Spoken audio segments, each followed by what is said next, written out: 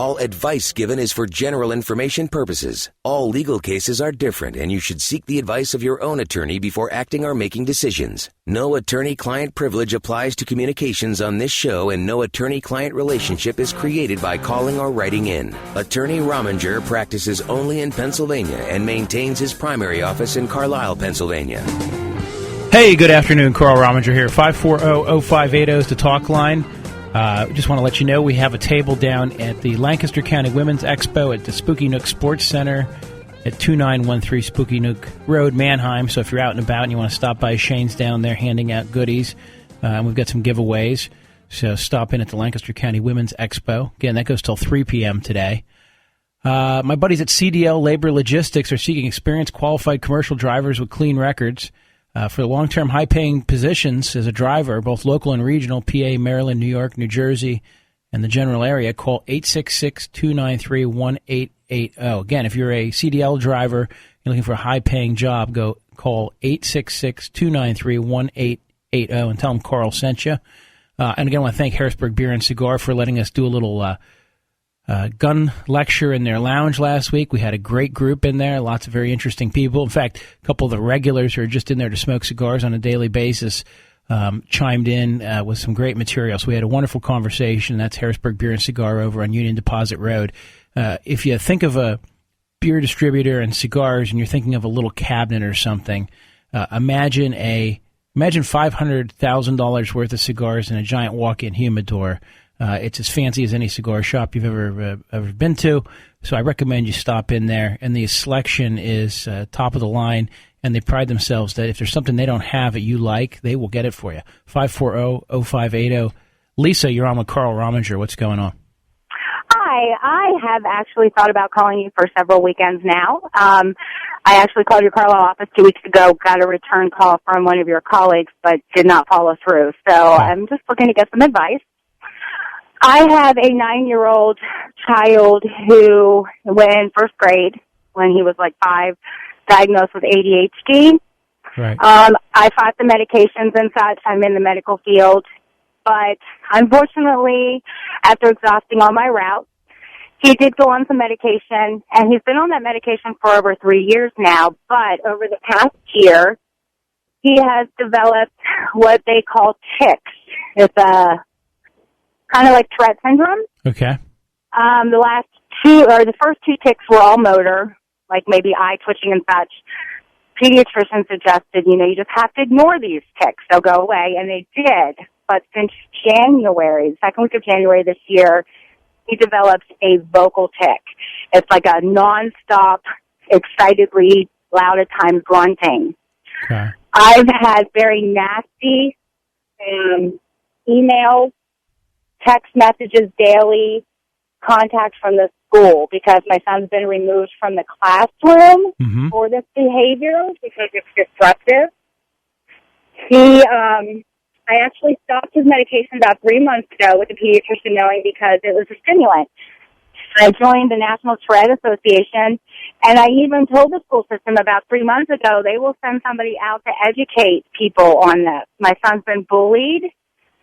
I've informed the school. I filed a 504 plan a couple months ago because of this. But some of the things we have in the 504 plan about him being not removed from the classroom apparently has been still occurring. Now, we removed him from his medications. I was hoping that the tic would go away, the stimulant. It never did. And then I was still getting nasty emails because he was so far off his behavior, but there's a lot of stuff associated with everything this kid's been going through. Needless to say, he sees a pediatrician neurologist at Hershey. He sees a behavioral therapist pediatrician, also his normal pediatrician, and he goes to a psychologist. Right. All of them have had contacts. I have been writing letters from the teachers basically saying, you have no clue what we go through. We're so sick of you, medical providers and psychologists telling us how to do our job. I've asked the principal through emails to please, can we get together?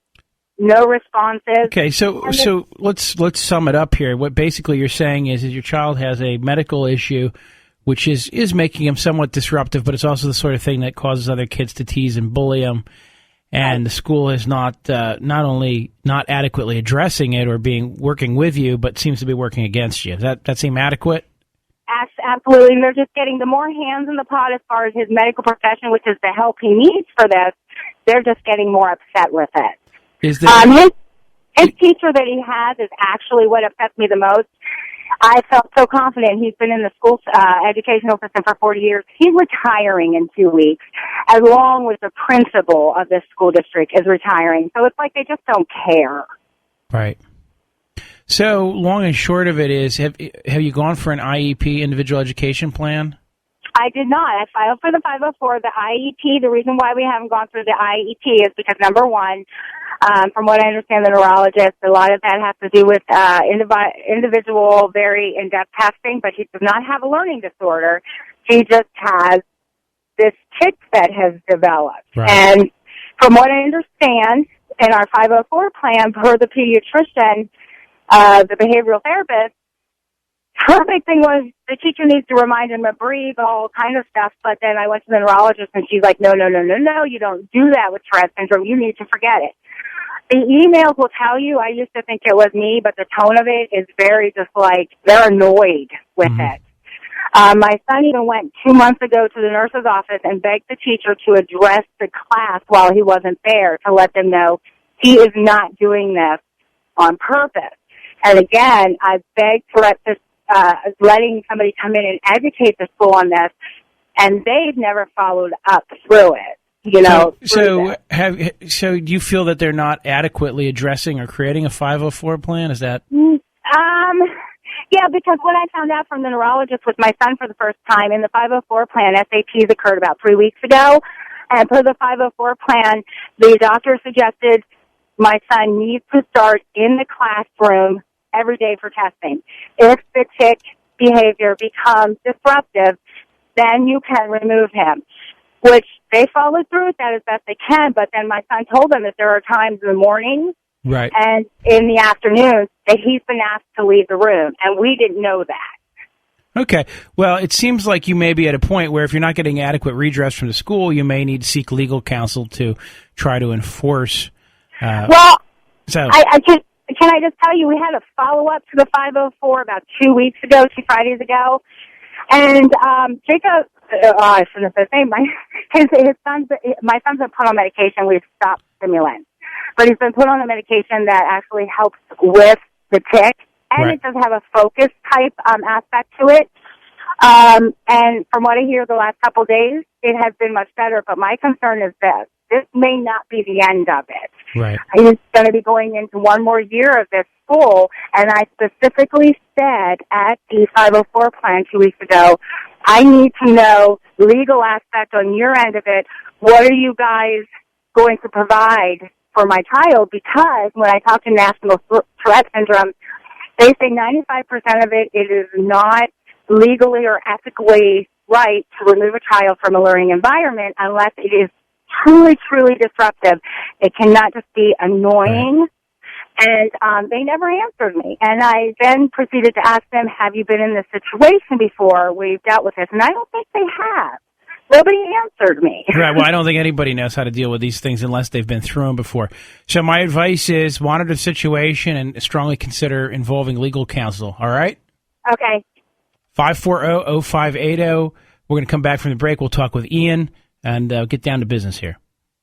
Talk that stimulates your mind. WHP Talk Radio 5. That's 1-800-382-9358. Let's return to Weekend Appointment with Carl Rominger on WHP 580.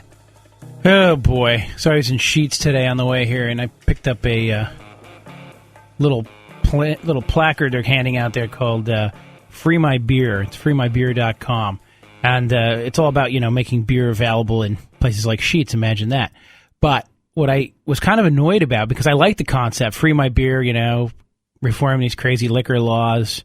They're not really going to reform the liquor laws. Whatever they create is going to be a boondoggle. Just take my word for it. Doesn't matter what they do. Too many vested interests, too much money. But I go to the front of the site, and I have to put my age in because I have to be over 21 to go to freemybeer.com. Now, it's not a site selling beer. It's not a site promoting beer. It's a site promoting your rights, but apparently if you're only an 18 or 19-year-old, you don't have any rights to promote, according to freemybeer.com. Very disappointing, actually. And I'm sure they're going to say, well, it's an alcohol site, and we felt we have to...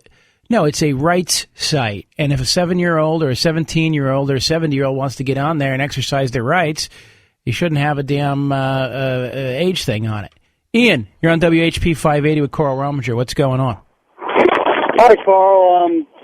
I got into trouble in 2011 and had to do 6 months in jail. I got about another year of parole and probation. Now, because of all this, I lost custody of my son. Okay. Now, he turns 12 on June the 4th, and he's begging me to come back and live with me again. So, do I have any way of being able to get him back? The 6 months you spent in jail, was it for child molestation or was it a DUI? I had suffered a psychotic break and had a minor run-in with the law. Okay. Well, the answer is, depending on what your conviction was for, you may have to go through a counselor and get a certification, and because it also involved a psychotic break, I would definitely think the judge would want to see. Well, I've been on medication. See, it was related to a stroke that I had. Yeah. So I've been on medication since 2011 when they finally figured out what was going on. What was causing it. And by the way, it's interesting. I haven't had any problems. It's interesting because when I was talking to the homeschoolers the other day, I'm going to call them forever the homeschoolers. I actually mentioned that to him. I said, we have this interesting thing going on now in the law where we've said, for instance, that we have a veterans court where we recognize that people have PTSD, and that may be what caused them to act out. But then one of the mothers, I think, asked a fine question. Well, doesn't that treat people unfairly when you single certain people out and treat them differently in criminal court because they were a veteran or because they're an addict or whatever their status is? And I said, it is kind of true. And I said, here's an example of somebody that doesn't get any help. It's people who have mini strokes or strokes, which cause brain damage or vascular, issues in areas of the brain where certain inhibitions might be lost or behavior becomes radicalized. And, we like to believe that we punish people for what's in their heart. But really what's in your heart is really controlled by what's in your mind, and what's in your mind is really controlled by chemistry and blood flow. Yeah, see, I suffered they call it it's in the stroke category, intracerebral hemorrhage in my frontal lobe. And the frontal lobe is where all your cognitive thinking and reasoning and stuff is at. And it was just a minor goofy thing, the cops wanted to pull me over for something, and I just got spooked. I had no reason to run, but I got spooked, and I took off like a bat out of you-know-what. Right, and what happened is, and it's interesting because, again, we always want to punish people for what they did, but it turns out that we're at the mercy of our organic brains, and the reality is some people don't have control over what they do, and so the next question is, what's the point of punishing them if it's just a brain chemistry problem? Yeah, see, I don't have any money. I had to rely on a public defender who did not fight for me whatsoever. I mean, it was a big joke. All he did was escort me through the system. And now that we know you have, are you still on probation? Yeah, I'll be off in February 2014. When were you sentenced? I was sentenced for the first offense November of 2011 and February 2012. Gotcha. So your convictions are definitely final, or more than a year final at this point. Which puts you out of the PCRA category where you could try to reopen it on that basis. That said, you should be fine in custody court. You want to get a custody lawyer. We want to do a couple hoop jumping things, but you absolutely have the ability to get custody back. Okay, because is he old enough to say, hey, I want to go live with my dad? His say counts for a lot. It doesn't control, but it counts for a lot. All right? Okay, before you hang up with me, the lady that was just on with you, if I may just say something to her real quick. Yeah, go ahead. Ma'am, you are your best and only advocate. If you do not stay on top of it, nobody else will. I've been through it with my son. My son's a special needs student. and you are your own advocate, I had to fight tooth and nail with CBHMP to get help for him in the classroom. Right. And maybe she might want to check with that, have a TSS with him in the classroom. Gotcha. That might be able to help that. Yeah, and that's I was kind of thinking that she may be getting the point. The schools will not. It all costs them money. So at the end of the day, they're trying not to spend it. They don't care. You're your only and best advocate. If you don't fight, nobody else is going to fight for you. Ian, you got to stay on top of it. Come see me or go see another lawyer about custody, okay? I'll give you a call sometime. Thank you very much. All right, boss. 540-0580. Mike in Colonial Park. What's going on? Hi, Carl. How you doing today? Good. A quick question for you on identity theft. What I'm trying to understand is when you get your credit report and you have an item on it that you're not responsible for, why shouldn't you be able to notify the credit bureau and then them be obligated to remove the disputed item from the report and then them notify the creditor, and then the burden of proof is on the creditor to prove you did execute the transaction? That's what I've never understood. Repeat that so I follow you exactly. You're saying that... What I'm saying is I get a copy of my credit report, right. We'll say. I see an item on there, and I say, that's not mine. I had nothing to do with that. Right. Now, I notify the credit bureau. Right. And now, in my mind, they then, where I understand then you go through a dispute with them. But what I don't understand is why don't they have to then remove the item, the disputed item, from my, well, they have to remove, if you dispute an item, they're supposed to remove it, and then they're supposed to recheck with the source. Right. And if it's revalidated, they can put it back up. Okay, but the burden of proof, what I don't understand is how people get in trouble with this. Like, because there's no way the creditor, if you didn't do it, there's no way the creditor can prove you did. Well, right, and if it's one that isn't yours and they do that, then you ultimately may have recourse against them under the Fair Debt Collection Practices Act. Oh, I see, okay. Yeah. Yeah, that's what I didn't understand about it. All right, boss. Okay, thanks, Carl. All right, bye. Bye. Let's see what kind of time we got. We got 5 minutes, so we can take a few more calls here. By the way, I'm going to have Lisa Grayson on later. She's a JAG attorney who's running for Register of Wills in Cumberland County. And her opponent I've also invited on for equal time. So we'll talk more about that when we come back from the break. And we'll also see if we can get my mom on here again today. I always like calling her on the weekends and see what she's up to. Jonathan, what's going on, brother? Hey, Jonathan. Hi, Carl. Yeah. I had a question concerning statute of limitations. Okay. My aunt, about 10 years ago, had an addition built on to her home.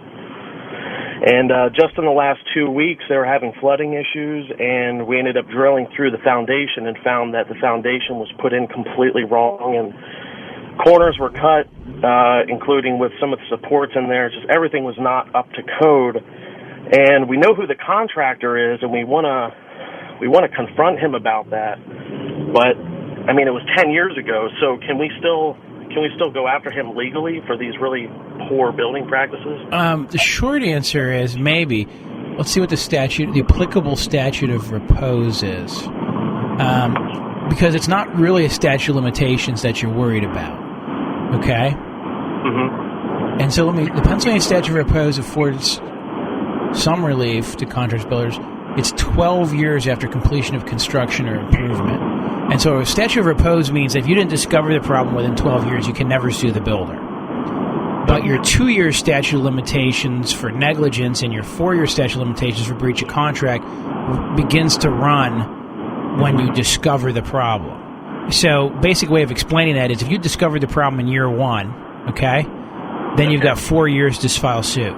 If you discover the problem in year 13, you can never bring the lawsuit because you're past the 12th year. Okay, but I've discovered the issue in year 10, so... And you should, so as long as you move promptly, you're still within 12 years for the statute of repose.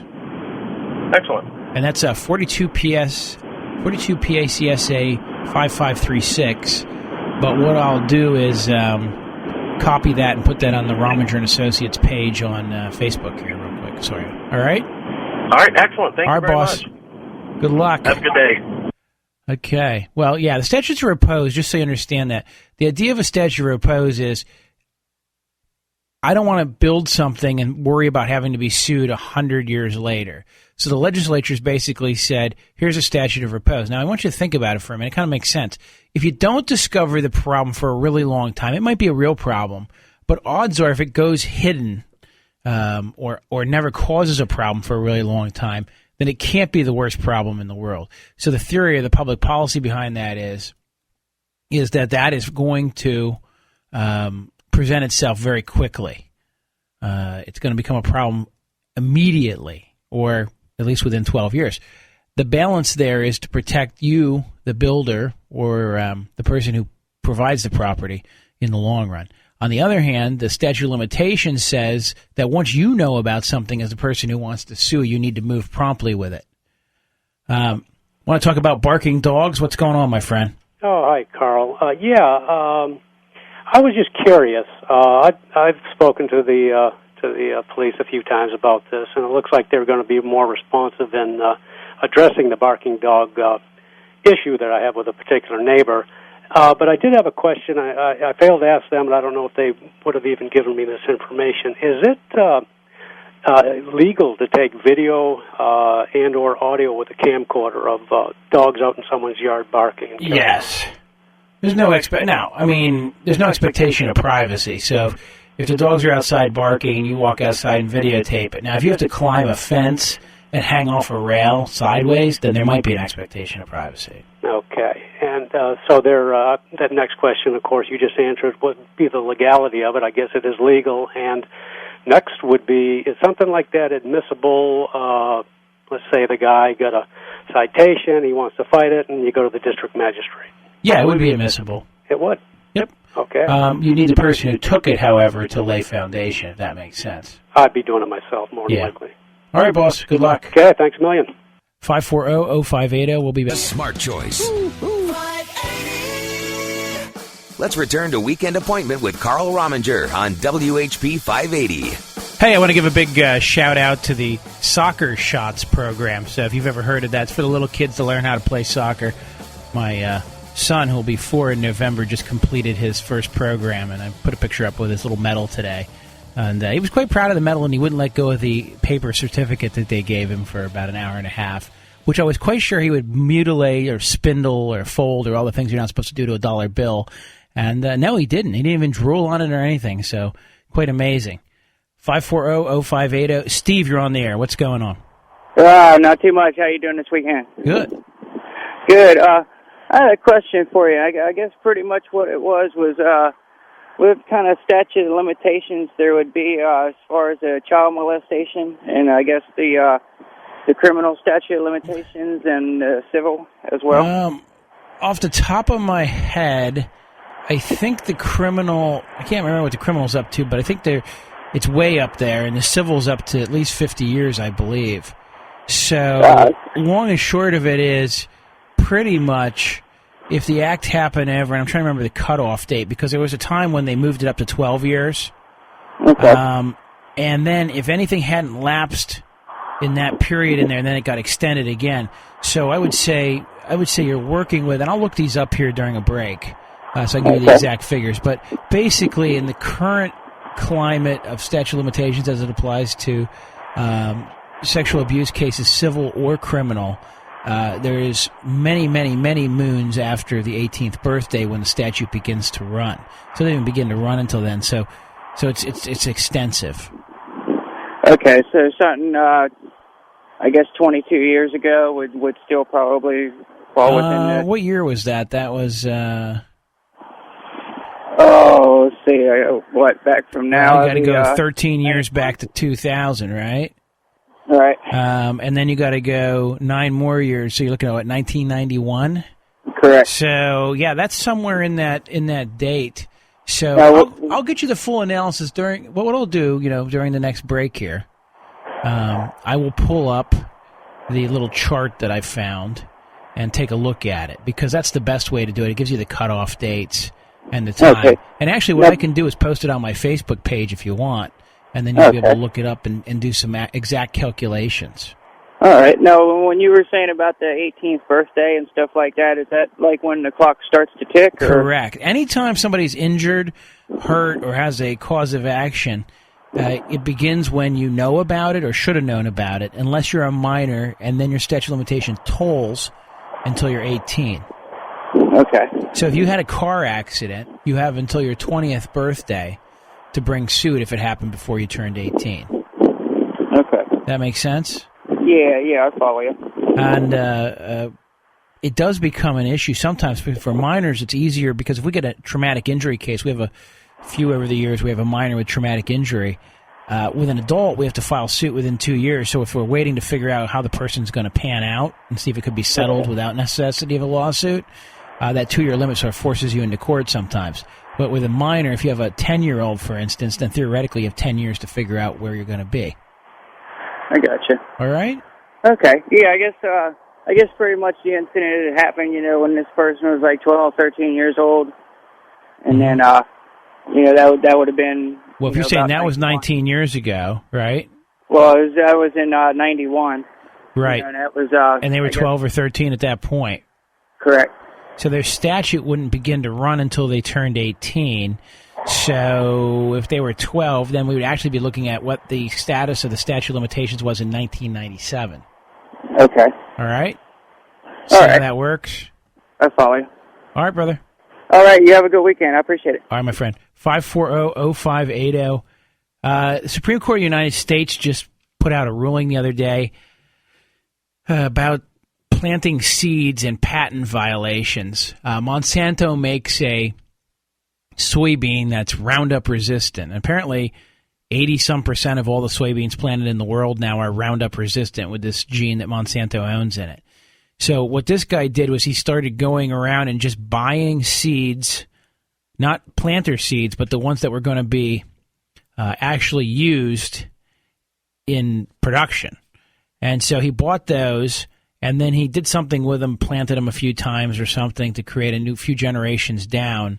And then Monsanto sued him saying, you're using our Roundup-resistant gene and you're spraying your field with Roundup, which proves that's your whole purpose in doing this, and you're not buying the seeds from us, so you're not paying the royalties on the gene.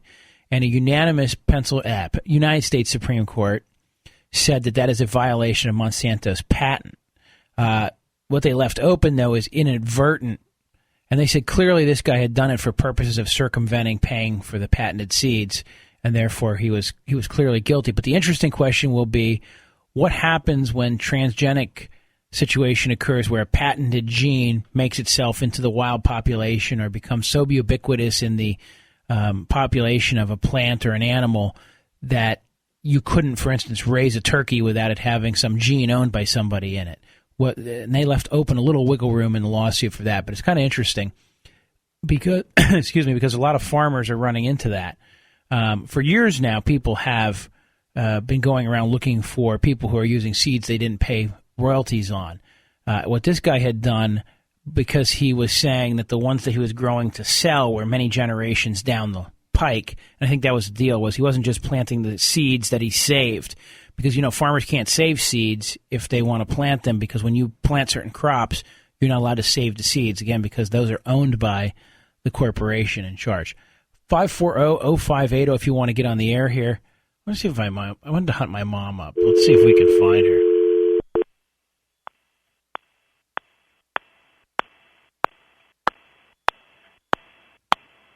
I just like to dial her. Call has been forwarded to an automated voice system. Let's leave her a message. Signe Rominger. Oh, it's definitely her. Is not available. At the tone, please record your message. When you've finished recording, you may hang up or press 1 for more options. To leave a callback number, Should I tell her 5. I was in a really bad car accident? Hey, Mom, we were trying to get you on the radio. Call my cell phone if you get a chance, and we'll figure it out. Love you. Bye. All right. We'll leave it short and sweet. If her cell phone's not on now, who knows? Let's see. Oh, I'd have to do something else here. All right, what am I screwing up with the phone here? All right. What did I do to the phones? Anything? Oh, key's ready. Okay. Dave, you're on WHP 580 with Carl Rominger. What's going on? Hey, Carl. How you doing? Good.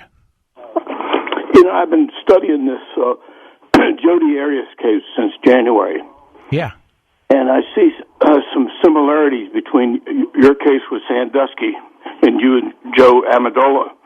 I understand you tried to get off the case the last bit, and Jennifer Wilmot and Kirk Nerman you're trying to get off, but the judge won't let them off the case. Right. And there's legal precedent for the theory that lawyers can't get off a case because it interferes with the administration of justice. But there's also a theory that if a lawyer has a conflict or a health problem or is otherwise not competent or fit, they should try to get off the case. And we ended up in a pretrial filing that was eventually unsealed, basically saying, hey, we're not ethically able to represent the client because we're not adequately prepared because you guys have crammed us into this short little time frame. Did you also notice that Curley and Schultz still haven't even had a trial date yet, right? That's correct. Yeah. Imagine that. So that was our position, and the judge said no. So that could be fundamental error to force somebody to go to trial with attorneys that are unprepared. And I got to tell you, that wasn't something that either one of us said lightly to the court. I mean, we didn't put our signature on there and go, ha-ha. We put our signature on there and said, holy smokes. Had a real loser there you were dealing with, the same as these two attorneys out there in Arizona. Let me ask you one more question. On this O.J. Simpson, I've been following that on the court TV, and he's saying that Gail Galanter didn't tell him about any type of deal or anything. Right. Galanter's now saying he lied about all of that. He told him all of that. Do you think O.J. Simpson's going to get a new trial? Well, here it's a credibility question. And so when O.J. says he didn't tell me about it and the lawyer takes a stand and says, yeah, I did tell O.J. about it, the only thing his new lawyers have to work with is, did he document that he told him about it? And so usually if I have a good plea offer, I would like to send a letter to the client saying, here's your plea offer. And when they reject it later, I have it in my file that I sent them a letter. But the other thing I've done when I have a client who is turning down an offer that I've recommended that they take, or even where I've not recommended they take it, but I want to make sure that they're aware that they have an option to go differently, I will, during a pretrial, simply say, Your Honor, I just feel compelled to place on the record that my client's looking at a 5 to 10 year mandatory, but the Commonwealth has offered a 1 to 2 in the county, and I've advised or not advised as appropriate the client to take that. And I just want to make sure that the client would acknowledge on the record that that's the status. So it's good to have something in writing that you can prove. Yeah, right? And this becomes an oral colloquy on the transcripts that's available and done in front of the judge so that later, if there's any question, you're protected. And one last thing, Carl.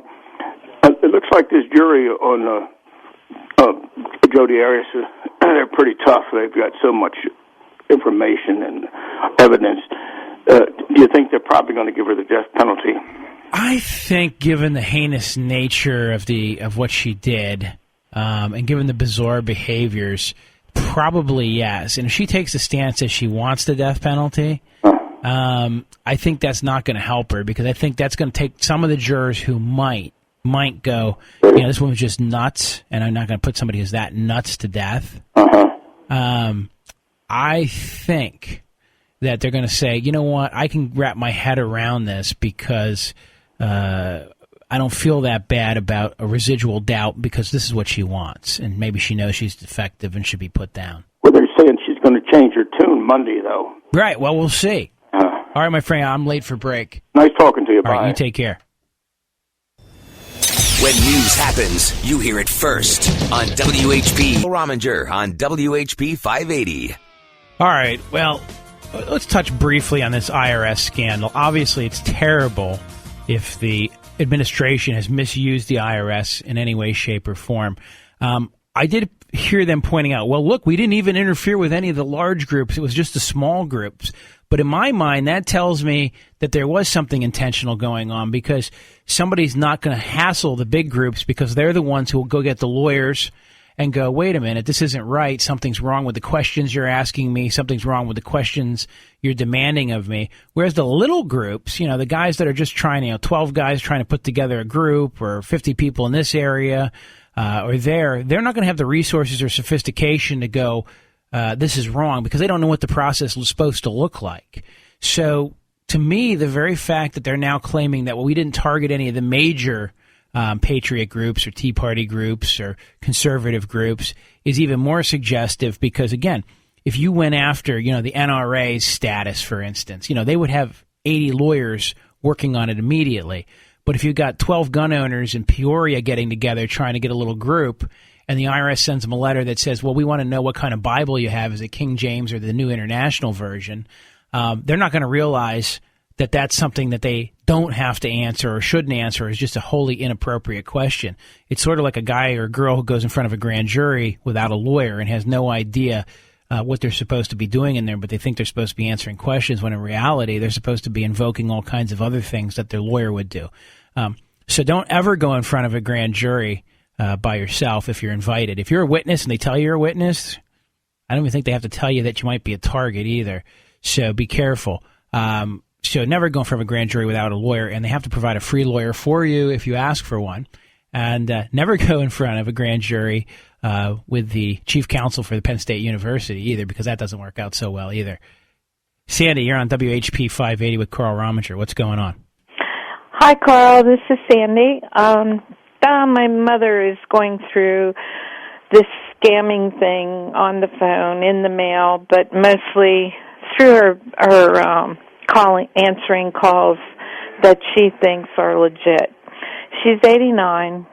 She's just so worried about being broke, her Social Security going away, these kind of things. And about a year ago, she gave out her number to somebody on this telephone call thing, and we had to immediately go to the bank. We were there for like 4 hours, getting everything canceled and getting everything back up and running with things that are automatically taken out of her account, things that, aren't taken out, her pensions, because some people's pensions come from a certain place. You have to show proof of that. It takes months for it to get back to normal. Mm-hmm. So just about when it got back to normal, she did it again. And we went to the bank and we got this all straightened out, and this has been going on for a month. There is ways to add additional layers of security to those things, but it sounds like she might just give that additional layer of security out if she knows what it is. Yeah, she does, because as soon as these people call, they say, oh, we're Marilyn Swigert from the bank, and we're just calling to get things straightened out, but we'll need your Social Security number and some digits from your checking account, and so on. First of all, she gets all flustered. She goes and grabs her wallet, and she has, certain places we have her put what she needs. Well, sounds like she's actually at this point incompetent. And what I mean by that is she's obviously not competent, because if she can be repeatedly scammed the same way. Yeah. But she'll call us right away and say she got this call. So, right, and that's like somebody calling up and say, hey, Mom, I just did some heroin every time they do heroin. It's great that they call you and tell you about it so you know, but it doesn't seem to stop them from doing it. So my thought on the matter would be you could, and of course she's going to hate you for it, but you could go see a court and say, hey, we want to take away Mom's ability to run her own finances. Well, that's kind of what we're in the process of doing. I mean, it's called a guardianship. What the bad thing was, we went to the bank on Thursday. My mom gave me a mother's check, and I had gotten her some dirt, Miracle Grow. She paid me for that, and I just wanted to go either get them deposited or cash them. Well, all of a sudden, the bank lady's acting like really weird. We're both looking at each other like criminals. Like we're here to stick the bank up for $30. Right. And so what happened was, because her account got flags raised up on it, and we went and went to the bank and talked to them about that. Hold on one second here. I got our expert here. Oh, I just hung up on that poor lady. Oh, hey, Carl, it's Dave Mess. Hopefully she's still listening, because I just hung up on her. Well, I heard what you were talking about, and in the transition through Art to You, I missed just a little bit about it. But this is a common issue with older folks who, unfortunately, the good news is we live longer. The bad news is that dementia is almost epidemic right now. And you're pretty much on target that at a certain point, older persons lose competency for day-to-day management of bank accounts and are ripe for scammers. So this is the kind of thing that frequently we come in as a third party to encourage our clients, who are always the older persons. It would always be the 89-year-old person in this case. We just try to encourage them to do the right thing and turn things over to their kids for their own protection. So you're on track.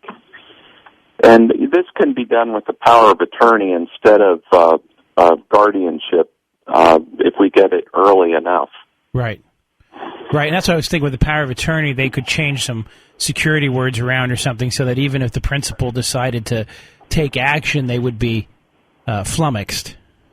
Yeah, we've had situations where we've put, I'll pick on Mom, it could be Dad, where we've put their money into a trust and limited the amount of money that they have access to and limited their credit card availability. We have problems sometimes not with scams, but with people. I don't want to pick on any one particular television network, but there are some channels on TV that encourage people to dial up the phone and buy something constantly. So we see that one as well as scams that are outright fraud.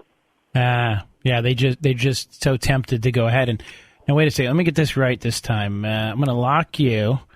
And Sandy, you're back on with Dave. Were you hearing what he was saying?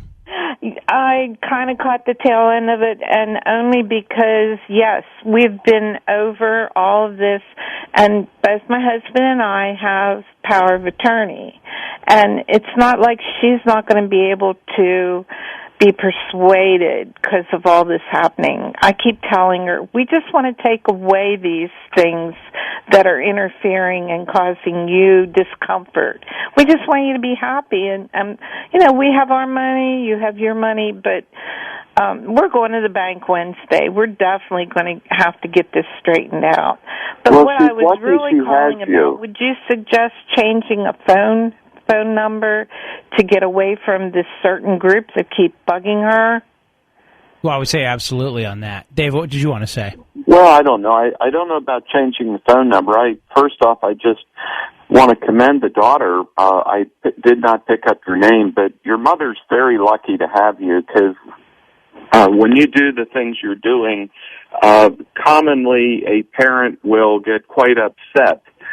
And it's not always easy to be the responsible adult child and be the popular one. So good for you for doing that. It's really hard. It's really hard. Good luck, Sandy. Carl, Sandy. Thank you. Thank you for your help. Dave, I got to go. We're going to have a seminar this Thursday I wanted to tell you about real quick at the Hampton Inn in Ross Moines. 10, 2, and 7 will be covering this and more topics. Can you hold on till after the break, and we'll do. All right.